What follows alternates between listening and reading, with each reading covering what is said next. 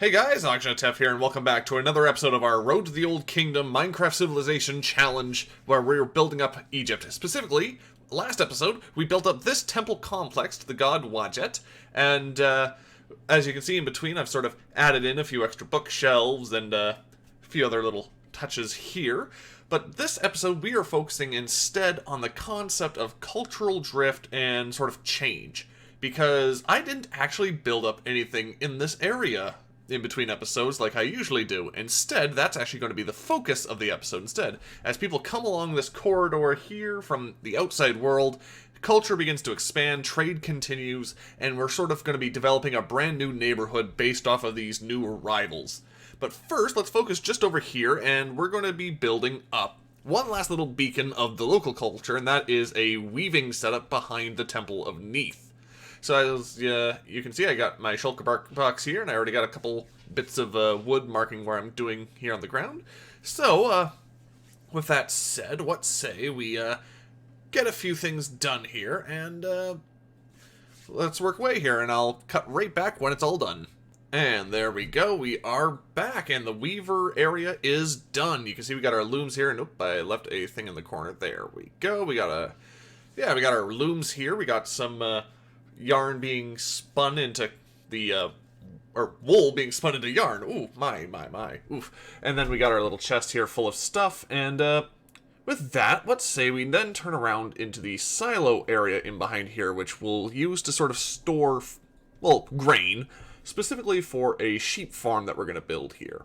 So, earlier I did mention that this episode's theme was sort of built around the idea of cultural exchange, cultural development, expansion, etc., etc., etc., and weaving, pottery, and those sort of industries were highly indicative of a cultural region. Same thing with food, which is why I'm building up a weavery.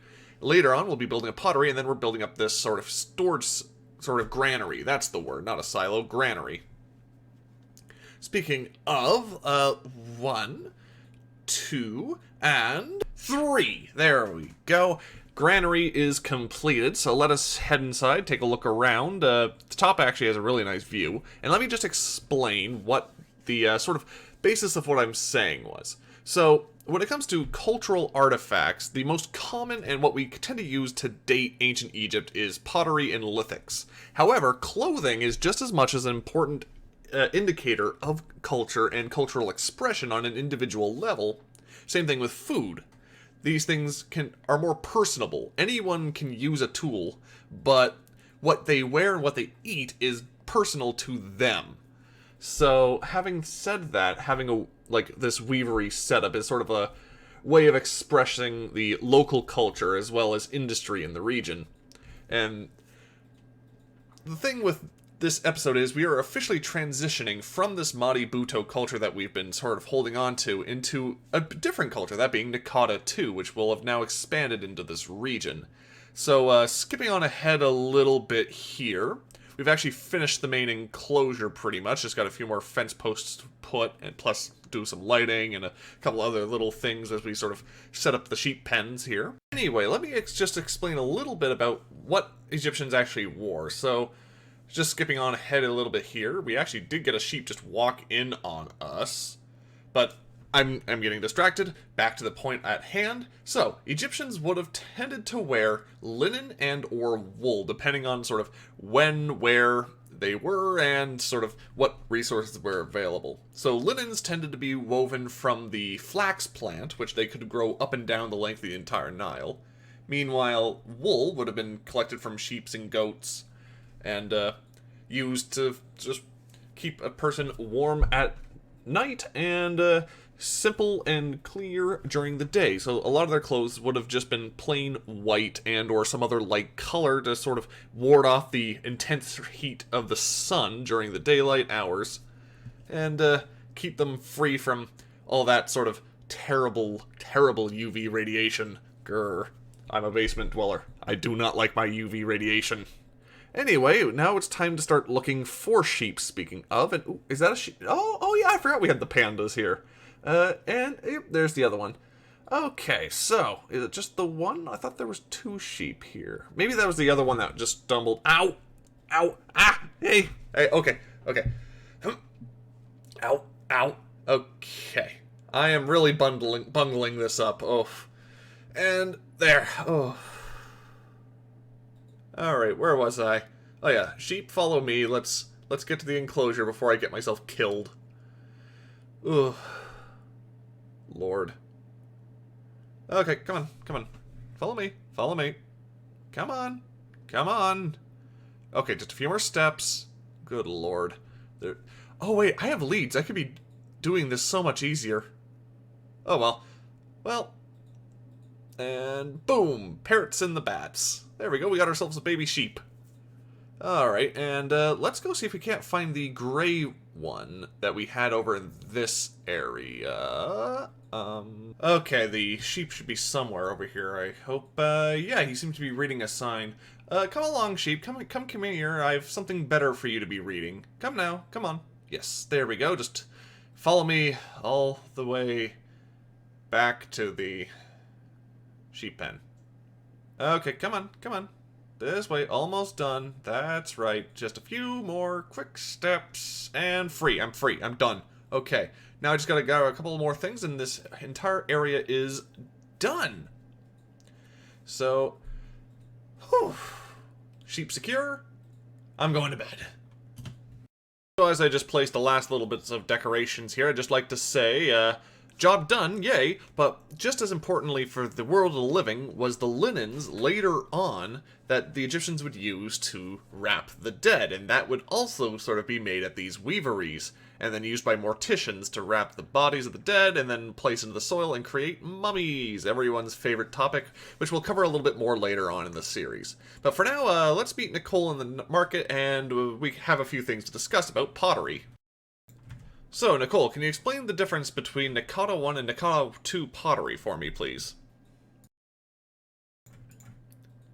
Yeah, I guess you're right. Doesn't really work if there's only a single in-game model. Okay, new plan. Let's go back to the studio. We can do that there. Come on, you said you were going to do the presentation. Come on, get on the stage. Okay, new plan. I'll just do it from off camera. So, as you can see here, we have two different collections of pottery. The ones on the left being the Amratian period, which was Naqada I, and then the ones on the right being the Girtzian period, which is Naqada II.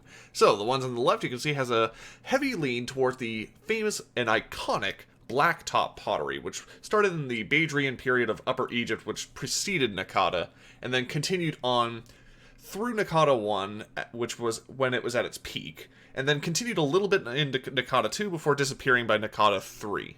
And then alongside the blacktops, you can see there was more sort of simple, undecorated pots alongside it. However, if you want decorations, in Naqada II, that's where we start finding these whitewashed pots with various different designs on them. So we have two here. The one on the left has this spiral design that seemed to be a very popular design during the time period.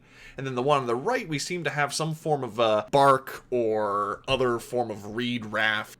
And it seems to be floating along the Nile River, and these sort of depict life as it would have been for the ancient Egyptians, and you can actually see starting to be applied to their pottery.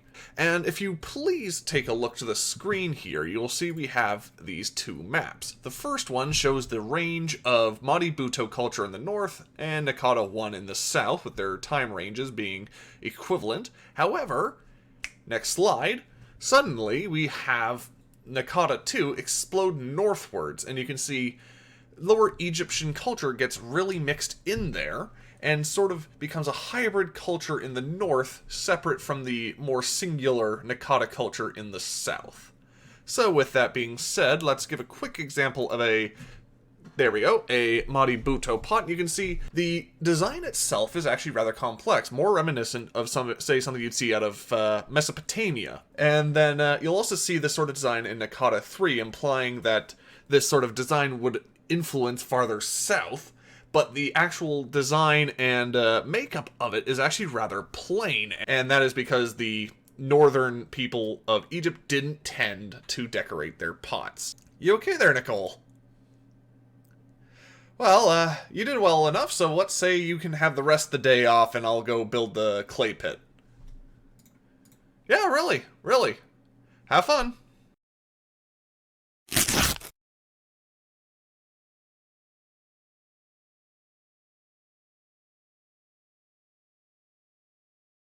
Okay, so with Nicole taking her break, what say we go down this side over here. So this is past the second fishing dock we built, and we got this whole wide area. We got like this sort of slope here we could work with. We got this waterfront. So yeah, what say we we'll turn the central area here into the actual pit, and then next to it we'll build a sort of place to actually make the pottery. So with that said, let's start digging in, and there we go, perfectly done. As you can see, it's just a nice simple hole, well done. Yeah, so we just sort of tried and shaped it here to the actual bend around the river here. And yeah, the main thing is I actually need to grab a few materials, so I'll be right back. So, back to the mines here. We got ourselves a bunch of clay because we got that, like a lush cave or whatever they're called here. Don't forget that. Oh, I never noticed we have axolotls here too! Huh. And I actually explored through this region and I missed these guys. Anyway, back to just cutting some more clay here. There's a massive deposit here. This should be enough to set us on our way. And last few more here, and boom, and boom, and whoop, boom. There we go. And then boom. Okay. Well, bit more I think, and then we'll be good to go. Okay, yeah. So I ended up getting 2 full stacks of clay blocks. That should be enough. So let's head back up to the surface and then sort of make our clay pit all nice and snazzy. Okay, so here we go. Time to just start digging in again. So, rather than digging down another layer, we are going to just replace the sort of surface area here with some clay like this, and just try and create a few patterns in the earth, try and just get a few things going here, and spread it around so it's not just in one location. And let's see, a few more over here, and down here. Oh my god! I guess that works, actually. That just cleared it all out. I mean, thanks, Mr. Creeper. I guess he wanted to help. Okay, there we go. And, yeah, let's just start filling in a little bit of the hole here, and, we'll thank Mr. Creeper and continue on his life's work of completing this clay pit. So, with the last few things here, I think we are done. Yep, that was 1 full stack, and then the rest I can use for the actual sort of pottery here.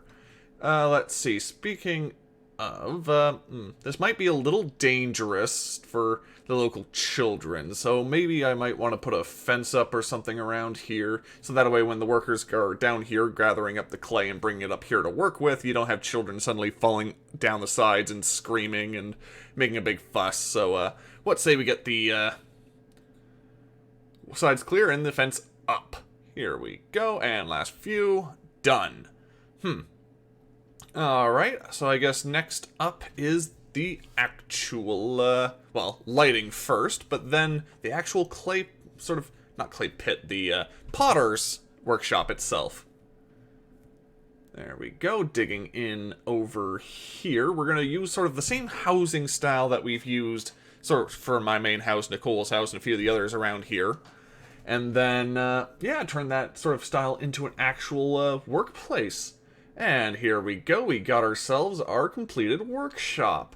So, in the back, you can see we have an area for actual cooking, and then we have our area for making pots over here. So, yeah, we bake fire the clay, and I will admit this is my first attempt at a diagonal build, and not 100% sure how I like it, but I am rather fond of this sort of other one, the standard. Well, it adds a little bit of interesting visual sort of difference here. Makes it looks unique. There we go. Yeah, I guess it's fine. But yeah, they turn the clay into bricks there, and then they turn the bricks into pots over here.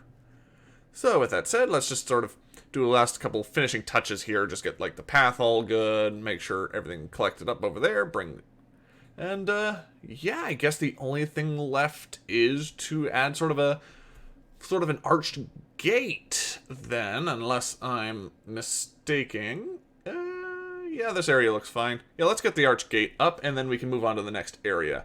So when I mean arched gate, I'm talking about the sort of... no, not there. Here will work. So, over on the sort of bamboo area, I made that arched gate to sort of delineate the industrial area from sort of the more public area. And we're doing the exact same thing here, delineating spaces and creating sort of a protective zone so children, once again, don't go wandering into the clay pits, falling down the side, and scaring the parents like the creeper scared me. So, with that said, yeah, I guess we're done here, and we are prepared to turn around, and let's do a time lapse. And I think I've talked your ears off enough. Let's go see if Nicole's on, and yeah, we'll start working on that.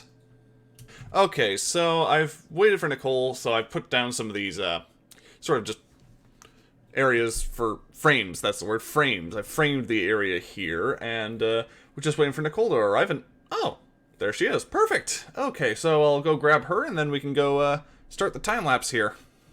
So I hope you guys enjoy.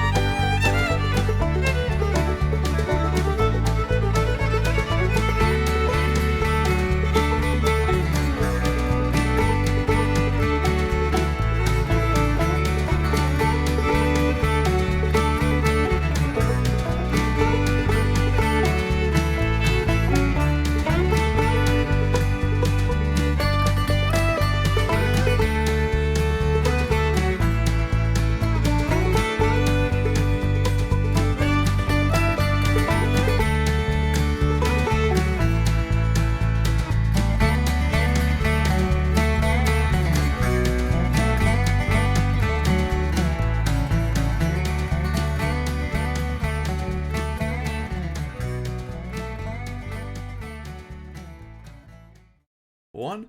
And last block here, and... oop, nope, wrong one. There we go. All done, the last house, and done, yes. So, I've gone ahead and decorated the whole street here, just a few with some leaves, some with some cloth awnings, all of them with doors, and of course the standard furniture internals. There we go, there's your example. Yep, so the whole street here is done. We got all these Naqada-styled structures in now. We got a couple of the classic sort of wattle and daub huts that we would have seen across both series, and then we got the more adobe brick-styled ones, which now would be being imported to the region. Now, the only thing we really need to do now is provide a water source, because, well, you can't live without water. And people don't tend to like to walk very long distances for it. So let's just dig down here a little bit, and then we can get our water main done, and then we pretty much done the whole episode. And, ooh, cool. And, whoops. It'd probably be better if I was using the right pickaxe here. Boop, boop. Now, I still don't have a fortune pickaxe, so, I mean, this still works. So, after the coal is gone, we can continue on with our well here. Okay, so now we just got to fill in the water now. The coal at the bottom of the mine has all been cleared out. No one will be drinking any enriched carbon tonight. Anyway, let's see. Over. Well, that's embarrassing. And moving on, I think it's... Let's see, I'm halfway done, so... Boop, and one more. Here we go. And let's do this without breaking legs. There we go. And just the one corner left to go. And then I think we just need to add a little awning here so it doesn't look so plain. And, yeah, just an awning here, I think. Where are they? There they go. Fences in the corners. And, of course, this is going to be the third time I move these torches. Okay, and I made a small mistake in the building here, so just... Oh, whoops. Speaking of small mistakes... There we go. Just collect up any of the extra grass, and the well is done, awning and all. So, let's say we go to bed really quickly, and then we'll do our little outro afterwards, eh? So, I'll see you guys in just one more second.